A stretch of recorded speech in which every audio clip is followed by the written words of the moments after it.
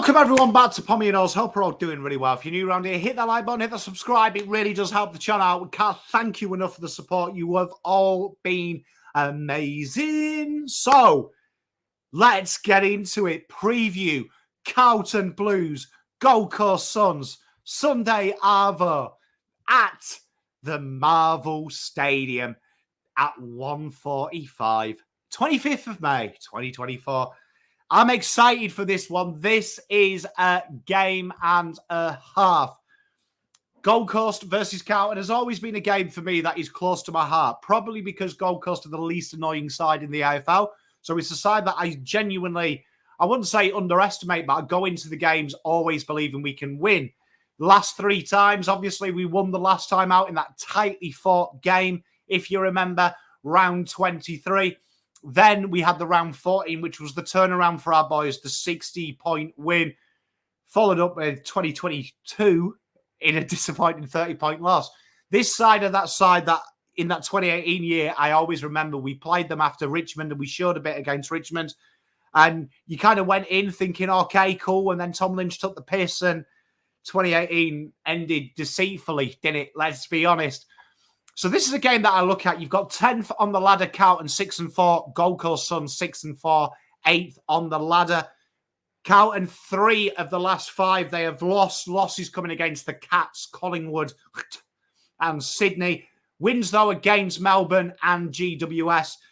Gold Coast, massive resounding win off the back of this against Geelong, 64-point win. They battered North Melbourne. They lost to Brisbane. They battered the Eagles. They did get peppered by the Sydney Swans. And this side here are a side that are playing with confidence. They've got a real rejuvenated feel. And it's really, you know, I talk about structure and I talk about system a lot because I feel that when you're at the elite level, everyone is kind of the same. You've all got PODs, points of difference, but what really separates the great from the good and the bad from the ugly is that ability to operate in a system. And one thing Dim has done with Gold Coast is he's turned them from the also-rans, the whipping boys, to a team that has some panache, some bold endeavour, and some positional changes that have really worked out and come up. Kudos for him, come up Millhouse at times. And this is it for the Blues. They're going to go into this game and they're playing a team that is very, very similar statistically to Sydney, with some big holes in the places that Carlton want to attack and get better at. So let's get into that. This is a real big game for the boys because confidence breeds success, as we say. And let's look at the scoring breakdown. Carlton, the second best side from stoppage against the 4th best side in the last 5 games. And this is really important because we covered this against Sydney last week. They were real high up for these rankings too. And that means that Carlton can't hide and dine out on it. And it means that they've got to shelve their game plan and look for something. Because, again, a big difference here is what they have against. Carlton play a very ostentatious brand in the stoppage. It's almost arrogance at times, believing that they will beat up their opposition and the opposition will fold like one of your nana's crumpets. But in reality, they hemorrhage goals from stoppage and clearance. Where you look at Gold Coast, the second least side scored against here. And how does that happen? Well, that's quite clear. What they do is they play their points of difference around the ball and they charge their players to look to get that ball out to the outside. Sam Closey and Florini being beneficiaries of that. And it's a very, very Richmond-style game plan that you're looking for Dimmer. It's either create repeat stoppages or get the fucker out, where Carlton are looking to just put it on the foot. And that creates the turnover, which we'll come on to in a minute. But you can see the 4th best differential in the league, Gold Coast versus the 12th best. So that is a big point there. The Carlton have got to look for some dynamicness there. Is that flat-footed speed? Is that being able to work in a crowded elevator? Is that bringing someone in like Chincotta or bringing someone in like Lidge for a bit more minutes to give you that point of difference? The wonderful thing about Gold Coast is you look at how Tuck Miller operates. Not only is he a tackle beast, but he also looks to get the ball out. And Matt Rowell and Tuck Miller have probably seen a bit of a less output in the terms of excitement, with Noah Anderson really being the beneficiary because they're looking to get the ball out to him. So to mirror that with Carlton, you'd probably play someone like Cripper and Chincotta or Cripper and Tuck Miller and look to give Walsh the outlet ball, or is that a Boyd who comes up to the stoppage, which we've seen before?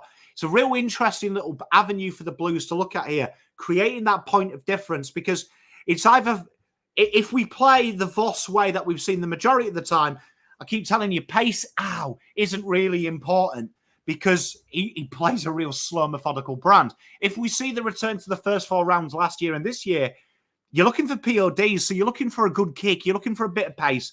So that's going to be really interesting if the Blues bring that and swing the axe, because Elijah Hollands did play a lot of minutes, and he'd be one that I'd be looking at really getting into the guts, trying to change it up with just his skill and poise.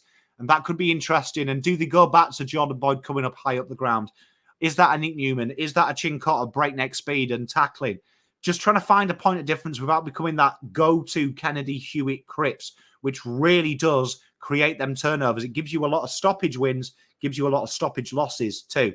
Turnover coming up to here, the second best side from scoring from turnover versus the 9th. Carlton, the 5th most scored against, where this is interesting. Gold Coast play a real aggressive attack of the ball like the Blues.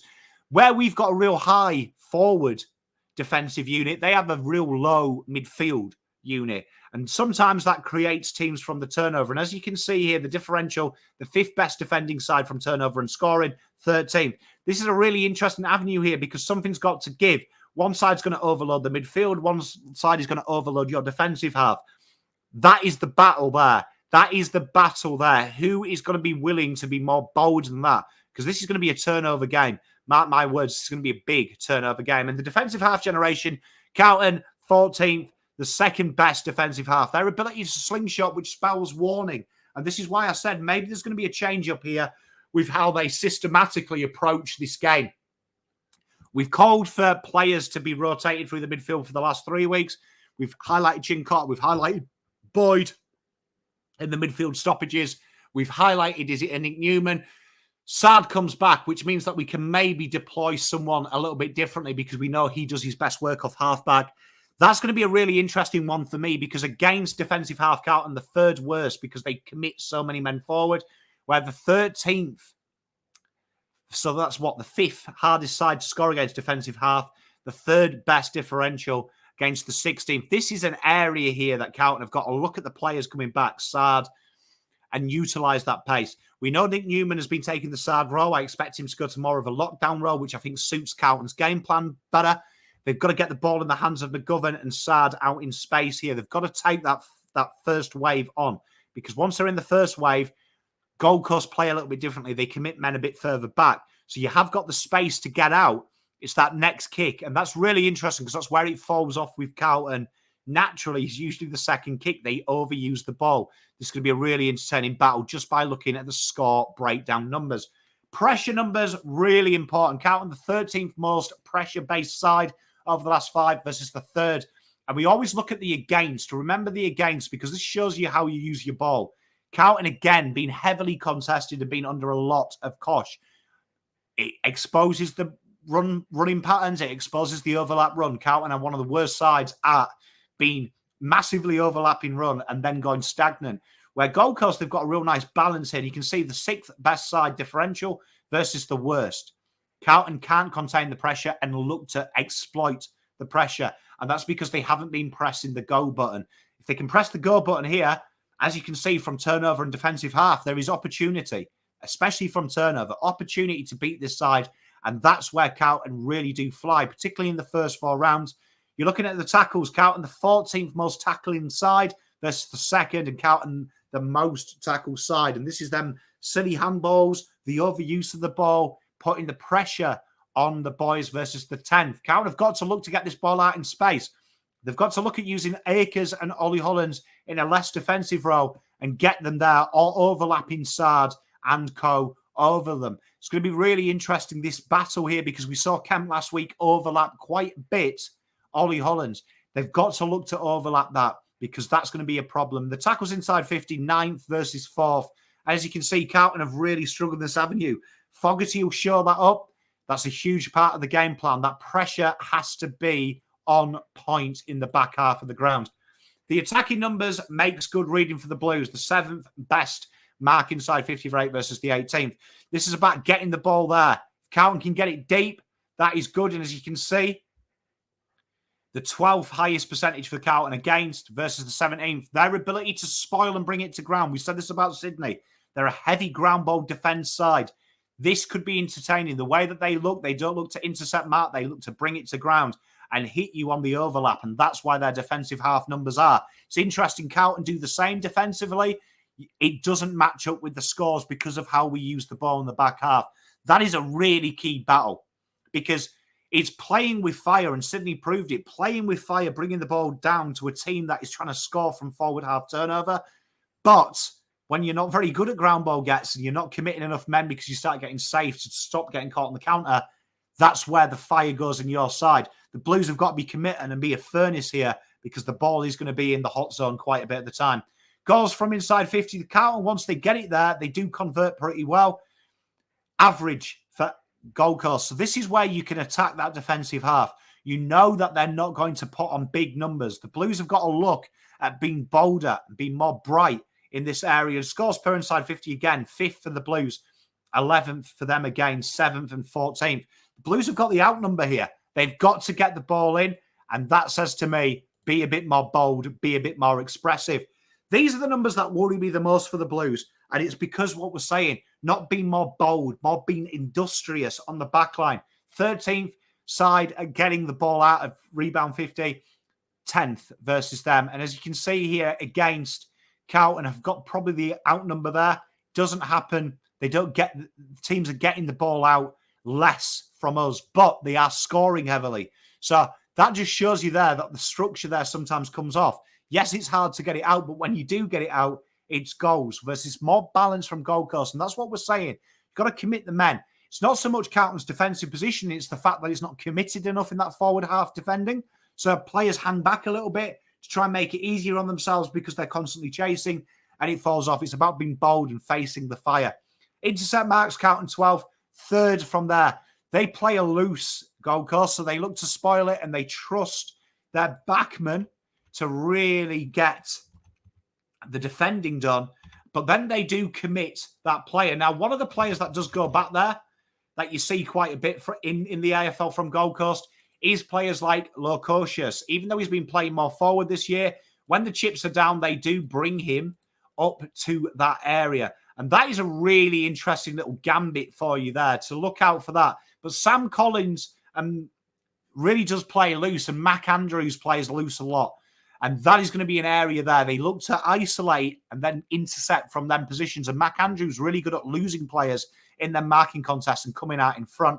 And Carlton, the ninth worst one-on-one loss percentage this year versus the best one-on-one percentage. Like I say, these guys don't concede much one-on-one. They look to bring it to ground or they look to set them intercept traps. This game is a really entertaining game here because there is a lot of key stats here that Blues can win, and it's slightly changing the personnel and being bolder, and that's a really good place to be. Gold Coast, they'll feel confident because they can match it with Carlton all across the avenues that Carlton are good at, but something has got to give. And the Blues here like playing at Marvel, and statistically, they seem to output better off the defensive half at Marvel than anywhere else. This is the time that we see that transitioning Blues. We've had the blue-collar Blues. Let's have the Blues transition Blues. That's what we want in here. They do that. They get the job done. I'm excited for this one. Can't wait. A real tough little game here. And these are the games you put away if you want to be a final side. Go Blues. Can't wait for this one. Peace, love, and light. Palm out.